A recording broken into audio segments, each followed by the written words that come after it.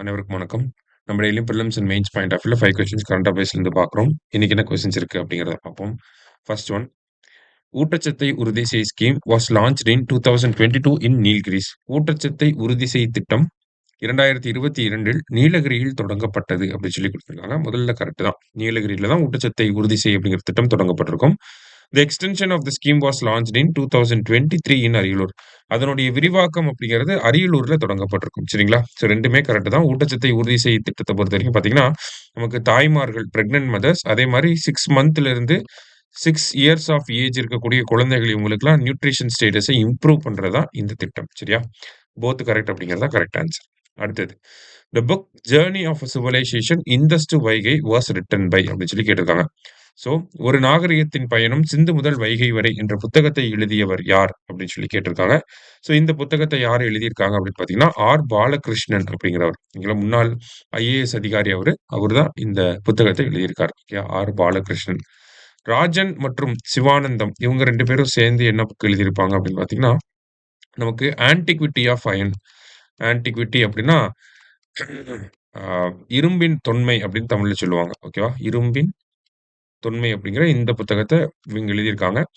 இதுல தான் வந்து சிவக்கலை பத்தின கண்டுபிடிப்புகள் எல்லாமே இருக்கு. சரியா? Antiquity of iron.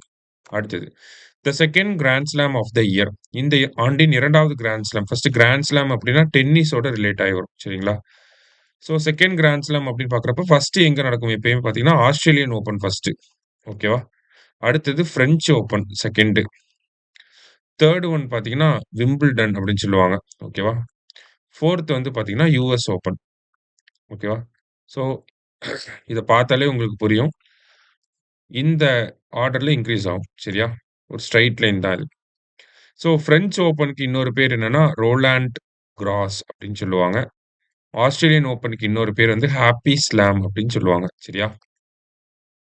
So Roland cross அப்படிங்கிறது தான் பிரெஞ்சு ஓப்பன சொல்லுவோம். சரியா? செகண்ட் கிராண்ட் ஸ்லாம்னா பிரெஞ்சு ஓப்பன். அதுக்கு இன்னொரு பேரு ரோலாண்ட் கிராஸ். அடுத்தது, இன்டர்நேஷனல் டீ டே அப்படின்னு சொல்லி கேட்டிருக்காங்க. ஸோ இன்டர்நேஷனல் டீ டே எப்போ அப்படின்னா, மே 21 2019 இந்தியா தான் வேர்ல்டு லெவல்ல ஒரு டீ டே கொண்டாடினா நல்லா இருக்கும் அப்படின்னு சொல்லி யூஎன்ல ரெக்வெஸ்ட் பண்ணியிருப்பாங்க. அதை பேஸ் பண்ணி மே 21 அப்படிங்கிறது இன்டர்நேஷனல் டீ டேவா இருக்கு. சரியா?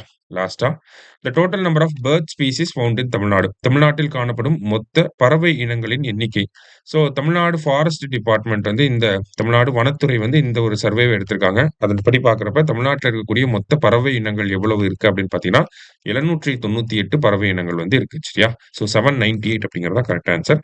இன்னைக்கு 5 கொஸ்டின்ஸ் பார்த்துருக்கோம். தேங்க்யூ. சுரேஷ் IAS அகாடமி, வெற்றியின் முகவரி.